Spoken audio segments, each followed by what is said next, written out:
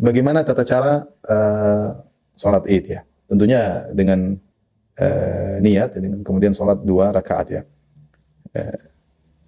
Umar radhiyallahu taala anhu pernah berkata, salatul adha rakaatan, salat Idul Adha 2 rakaat. Salatul fitri rakaatan, salat Idul Fitri 2 rakaat. Wa salatus safar rakaatan, salat musafir 2 rakaat. Wa salatul jum'ah rakaatan, salat Jumat juga 2 rakaat. Tamamun ghairu qasrin ala lisani nabiyyikum. Dan ini sudah sempurna, tidak kurang sama sekali berdasarkan lisan Nabi kalian. Baik. Kita akan bahas tentang tata cara salat Id ya.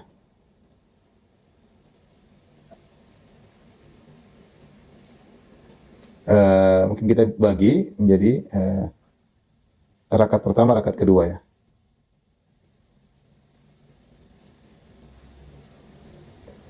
Yang pertama tentunya tentu setelah niat ya, takbiratul ihram. Ihram tentu dengan mengangkat tangan ya, dengan angkat tangan, angkat kedua tangan. Ini kita berdasarkan mazhab Syafi'i. Kemudian setelah itu 2 istiftah.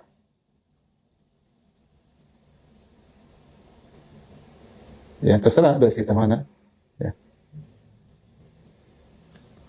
Subhanakallahumma wa bihamdihi wa tabaraka ismuka wa ta'ala jadduk wa la ilaha ghairuk, atau Allahumma ba'id baini wa baini khataaya. Terserah.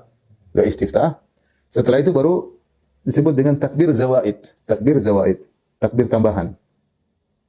Takbir tambahan. Nah, takbir tambahan ini ada beberapa fikih yang terkait dengan takbir tambahan. Yang pertama dikerjakan dengan mengangkat tangan, dengan mengangkat kedua tangan. Ini masalah khilaf, tapi inilah mazhab Syafi'i. Ya. Setiap takbir, jadi Allahu Akbar. Ya. Ini yang pertama. Kemudian yang kedua, antara takbir satu dengan takbir yang berikutnya,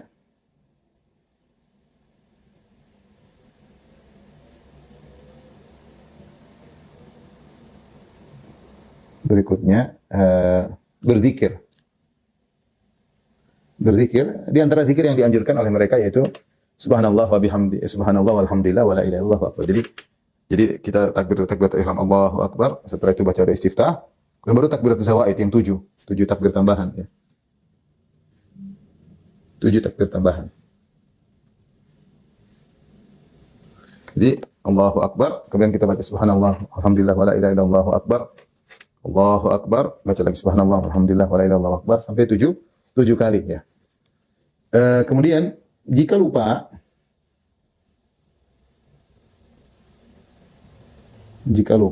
tidak perlu sujud sahwi. Kenapa tidak perlu sujud sahwi? Karena menurut mazhab Syafi'i, takbir zawaid ini termasuk sunnah al-hayat, bukan sunnah ab'ad. Ya, kita sudah jelaskan sunnah dalam mazhab Syafi'i, sunnah-sunnah salat itu kalau ditinggalkan ada yang dianjurkan untuk sujud sahwi dan ada yang tidak. Yang dianjurkan sujud sahwi misalnya sunnatul abad seperti kunut subuh menurut mereka, atau kunut witir misalnya. Ini sunnah abad seperti duduk tasyahud awal, ini namanya sunnatul abad, yaitu sunnah yang seperti merupakan rangkaian gerakan salat tersendiri. Nah, itu kalau ditinggalkan maka butuh sujud sahwi. Tapi kalau sunnah al-hayat, dia hanyalah rangkaian dari rukun salat yang sudah ada ya. Seperti doa istiftah, kemudian ta'awudz, ini rangkaian daripada berdiri, rukun berdiri.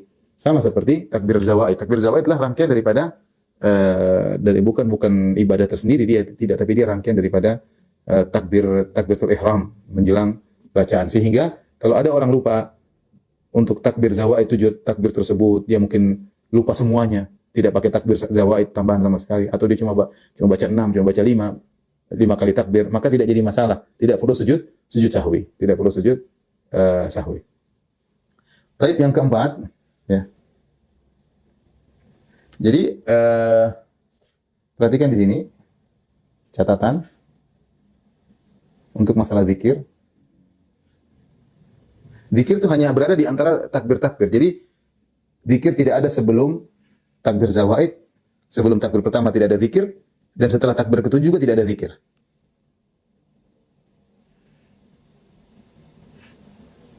Sebelum takbir pertama dan sesudah takbir ke-7 tidak ada zikir. Zikir cuma di antara takbir-takbir tersebut. Dianjurkan ya. Baik, yang berikutnya yang keempat, setelah itu baru kemudian baca ta'awudz ya. Ta'awudz karena hendak membaca Al-Fatihah. A'udzubillahi minasyaitonirrajim, kemudian baru Al-Fatihah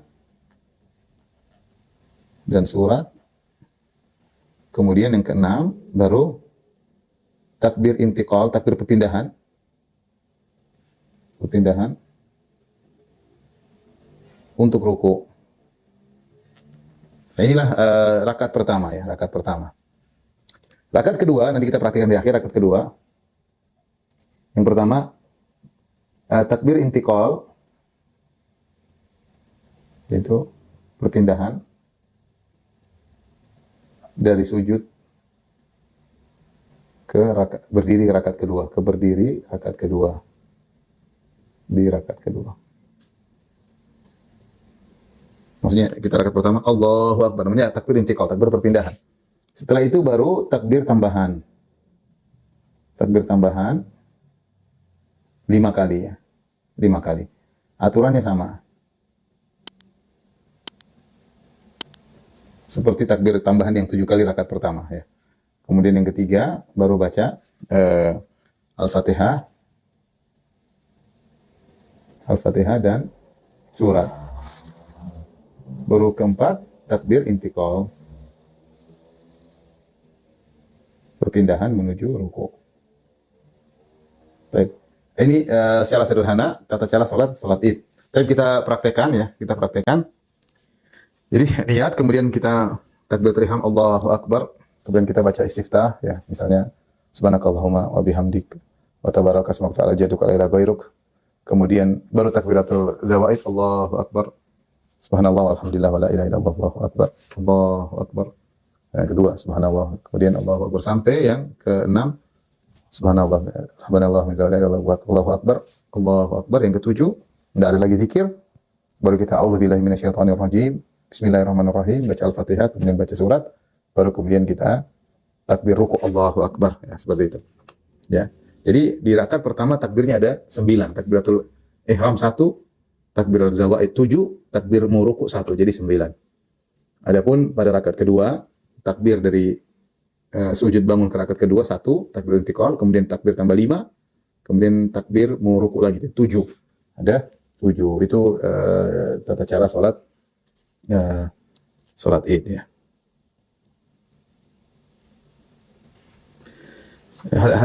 Hal ini berdasarkan dari hadis Amr bin Auf Al-Ansari radhiyallahu anhu, anna Nabi sallallahu alaihi wasallam kana yukabbiru fil aidain. Adalah Nabi sallallahu alaihi wasallam bertakbir ketika salat Idain fil ula sab'an qabla al-qiraah, 7 kali sebelum qiraah. Wa fil akhirah khamsan qabla al-qiraah. Dan rakaat kedua 5 kali takbir sebelum qiraah. Baik, adapun surat yang dianjurkan untuk dibaca, surat rakaat pertama membaca 2 pasangan. Kalau enggak rakaat pertama kita baca Sabbihisma rabbikal a'la, surat Al-A'la, kemudian kedua rakaat kedua kita baca surat Al-Ghasyiyah, hal ataka haditsul Ghasyiyah, atau rakaat pertama kita baca surat Qaf, rakaat kedua kita baca surat Al-Qamar, iqtarabatis sa'atu wa syaqqal qamar. Ya. Ini disunahkan untuk membaca 2 pasangan surat ini. Al-A'la sama Al-Ghasyiyah, Qaf sama surat Al-Qamar. Baik, adapun khutbatul Id, setelah salat kita ada namanya khutbatul Id. Khutbatul Id tidak sama seperti khutbah Jumat. Kalau khutbah Jumat, khutbah baru salat. Ini salat dulu baru khutbah. Kemudian khutbatul Id tidak wajib bagi dan hukumnya sunnah ya. Sunnah menjalankan sunnah Nabi sallallahu alaihi wasallam, hukumnya tidak sampai wajib ya. Dan orang yang hadir, para jemaah boleh mendengar, boleh tidak. Sunnahnya tentu mendengar khutbah tersebut sampai selesai, baru berpaling. Tapi seandainya ada keperluan kemudian berpaling tanpa mendengarkan khutbah, maka tidak jadi masalah. Dan disunahkan menurut mazhab Syafi'i khutbah di atas mimbar ya, kemudian juga khutbah 2 kali. Ini ada khilaf dengan para ulama, khutbah 2 kali apa sekali. Tapi menurut mazhab Syafi'i khutbatul Id sama dengan khutbatul Jumat, dikiaskan dengan salat Jumat sehingga khutbahnya 2 kali, aturannya sama. Aturan-aturan berlaku tentang khutbatul Jumat sama dengan yang berlaku pada khutbatul Id. Tapi mereka menambahkan, dianjurkan, datang dalam sebagai riwayatnya lemah, bahwasanya di khutbah yang pertama dibuka dengan 9 takbir. Allahu Akbar, Allahu Akbar, Allah sebelum mulai khutbah. Kemudian pada khutbah yang kedua dimulai dengan 7 takbir ya, sebelum khutbah. Allahu Akbar, berturut-turut Allahu Akbar, Allahu Akbar, Allahu Akbar, Allahu Akbar, dan seterusnya. Baik, adapun tempat melaksanakan salat, menurut mazhab Syafi'i, dicari tempat yang paling luas. Menurut mereka, kenapa Nabi SAW salat di musalla, di lapangan terbuka? Karena menurut mereka Masjid Nabawi tidak mencukupi. Karena ketika salat Id, orang-orang dari luar datang, kemudian juga para wanita ikut, sehingga salat Masjid Nabawi tidak cukup. Ya, Masjid Nabawi dulu masjid dan di sekelilingnya ada rumah-rumah, sehingga tidak kondusif untuk melaksanakan salat Id yang membutuhkan masa yang banyak, membutuhkan space yang luas. Oleh karenanya Nabi SAW pergi ke lapangan. Ini ilah menurut mazhab Syafi'i, sehingga mereka berpendapat bahwasanya semakin luas tempat maka itu semakin baik ya. Jika masjid kondisinya lebih luas daripada lapangan maka masjid lebih baik. Makanya Imam Syafi'i mengatakan dianjurkan untuk penduduk kota Makkah salat di Masjidil Haram. Kenapa? Karena Masjidil Haram kondusif ya. Sejak zaman dahulu Masjidil Haram sudah luas, sudah lembah dan luas. Dan itu sejak zaman mazhab Imam Syafi'i mengatakan dianjurkan bagi penduduk Mekah untuk sholat di Masjidil Haram karena lokasinya yang luas. Dan sekarang ulama Syafi'i mengatakan demikian juga Masjid Nabawi. Masjid Nabawi juga kondisinya sekarang sangat luas, menampung jamaah yang sangat banyak, sehingga tidak perlu ke tanah lapang, cukup di masjid kalau memang lokasinya luas. Ini menurut mazhab Syafi'i. Tentunya tujuannya tidak lain adalah untuk bisa mengumpulkan kaum muslimin sebanyak-banyaknya. Kalau kita di zaman sekarang ada lapangan yang luas untuk bisa dilaksanakan sholat Id, maka itu yang lebih baik dikumpulkan karena tujuannya syiar, bukan berpecah-pecah, kelompok kecil. Tapi kenyataannya kita sekarang melaksanakan sholat dengan terpecah-pecah. Seharusnya kalau bisa dikumpulkan satu wilayah di satu kota, beberapa wilayah, ya, 2 wilayah atau 3 wilayah, kemudian semua kumpul di situ lebih menunjukkan syiar kaum muslimin. Namun sekarang karena lokasi padat, masing-masing punya masjid sendiri, akhirnya pada sholat di masjid masing-masing ya, masing-masing. Dan tentu tidak perlu ketika seorang sudah sholat di masjid kemudian harus ke lapangan sebelah masjid, sama saja ya. Jadi di masjid, lapangan sebelah masjid sama saja. Ini sholat di masjid, jamaah meluber sampai lapangan, itu sama saja dengan imamnya suruh keluar ke lapangan, tidak ada bedanya. Karena tujuannya bukan lokasi, tapi tujuannya ke tanah lapang, bukan karena zat tanah lapangnya, tapi maksudnya karena untuk lebih luas dan bisa menampung banyak jamaah semaksimal mungkin ya.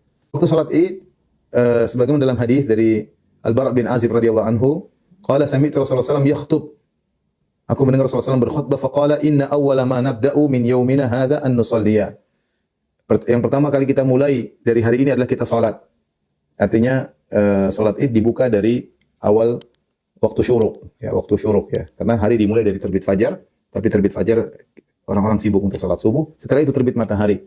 Setelah terbit matahari masih waktu terlarang 15 menit setelah terbit matahari, maka itu awal waktu salat Id. Jadi salat Id dimulai dari waktu syuruk, yaitu 15 menit setelah sunrise. Kapan berakhir? Berakhir ketika zawal, ketika adzan zuhur ya. Barang siapa yang salat Id jam 9, jam 10 karena ada uzur misalnya, maka sah. Tapi jika dia salat Id setelah zuhur, maka itu qadha, di luar waktu. Berarti qadha ya. Jadi waktunya dari waktu syuruk, yaitu awal waktu duha sampai sebelum adzan zuhur. Adapun salat Idul Fitr maka disunnahkan untuk diakhirkan. Jangan langsung begitu waktu syuruk langsung salat Idul Fitr. Ya, hendaknya ditunda karena apa? Karena dianjurkan orang-orang yang belum bayar zakat fitrah untuk bisa bayar zakatul fitr. Dan kita tahu waktu terbaik untuk bayar zakat fitr adalah menjelang salat Id. Sehingga ditunda. Jangan misalnya taruhlah 6:30 waktu salat Id, itu adalah jam 7:30 jam. Masih orang-orang yang belum bayar zakatul fitr masih bisa kesempatan bayar zakatul fitr. Ya. Berbeda dengan salat Idul Adha. Kalau Idul Adha disunahkan untuk disegerakan. Kenapa disunahkan disegerakan? Karena orang-orang tidak boleh memotong hewan korban kecuali setelah selesai salat Id. Maka salat Id segera dikerjakan agar pelaksanaan penyembelihan hewan korban bisa dilakukan dengan segera. Ini antara perbedaan antara waktu salat Idul Fitr dengan waktu salat Idul Adha. Baik, salat Id, Idul Fitr dan Idul Adha tidak disyariatkan adanya azan maupun iqamat. Ini kesepakatan para ulama ijma'. Ya. Ibnu Abbas berkata, "Syahidtu ma'an Nabi sallallahu alaihi wasallam ma Abi Bakar wa Umar wa Utsman radhiyallahu anhum fa kulluhum shallaw qabla al-khutbati bila adzan wala iqamah." Kata Ibnu Abbas, aku menghadiri salat Id bersama Nabi sallallahu alaihi wasallam dan aku menghadiri salat Id bersama Abu Bakar. Aku menghadiri salat Id bersama Umar. Aku menghadiri salat Id bersama Utsman. Semuanya salat sebelum khutbah. Tanpa adzan dan tanpa iqamat. Bahkan Ibnu Abbas pernah memberi masukan kepada Abdullah bin Zubair ketika pertama kali baiat di Mekah, maka Ibnu Abbas mengirim surat kepada atau mengirim utusan kepada Ibnu Zubair karena dia mau salat Id. Kata Ibnu Abbas, "Innahu lam yakun yu'adzan bis salati yaumil fitr wa innamal khutbatu ba'da salat." Tidak ada adzan ketika hari Idul Fitr, yang ada khutbah setelah salat. Khutbah setelah salat. Oleh karenanya tidak boleh seorang melakukan azan dan iqamat ketika salat Idul Fitri maupun Idul Adha. Jika dia melakukan maka terjerumus dalam bid'ah. Meskipun azan adalah perkara yang baik, iqamat adalah perkara yang baik, namun para ulama sepakat untuk tidak ada azan dan iqamat ketika salat Id, Idul Fitri, Idul Adha. Kenapa? Karena Nabi tidak pernah mengerjakannya. Ya, meskipun baik, meskipun bagus meninggikan kalimat Allah, meninggikan syahadatain, tetapi Nabi tidak pernah mencontohkan, maka kita jangan melakukan. Para ulama sepakat bahwasanya tidak dianjurkan azan dan iqamat salat Idul Fitri maupun Idul Adha. Namun para ulama khilaf, apakah ada panggilan yang lain? Seperti mazhab Syafi'iyah, dan ini pendapat Al-Imam Syafi'i rahimahullahu taala, beliau dianjurkan untuk mengucapkan as-salatu jami'ah, as-salatu jami'ah. Perkataan as-salatu jami'ah ini panggilan, ini berlaku pada salat al-khusuf atau khusuf, gerhana matahari, gerhana bulan. Ada teriakan salatul jami'ah. Nah, menurut mazhab Syafi'i, meskipun nas datang dalam salat gerhana, ada panggilan as-salatu jami'ah, yaitu menunjukkan orang-orang untuk berkumpul, tetapi ini dikiaskan kepada salat-salat lain yang di situ ada perkumpulan kaum muslimin, salat-salat sunnah yang ada perkumpulan kaum muslimin yang tidak ada adzan dan iqamat. Di antaranya salat Id. Salat Id, salat istisqa, maka mazhab Syafi'i berpendapat dikiaskan. Dikiaskan dengan salat al-kusuf. Dengan salat gerhana. Nasnya datang dalam salat gerhana. Dan adapun salat-salat yang lain tidak ada, tapi mereka mengkiaskan. Tentu ini ada khilaf di kalangan para ulama, sebenarnya mengatakan tidak perlu dan tidak bisa dikiaskan karena salat gerhana terjadi di zaman Nabi tiba-tiba, ya, berbeda dengan salat Id yang berulang-ulang, ya, sehingga kondisinya berbeda, kiasnya tidak pas. Tapi intinya kita berjalan berdasarkan mazhab Syafi'i bahwasanya tidak mengapa atau dianjurkan ketika salat Id, Idul Fitri, Idul Adha, ada seorang ketika mengumpulkan orang-orang mengucapkan as-salatu jami'ah, dikiaskan dengan salat gerhana. Allah alam bisawab.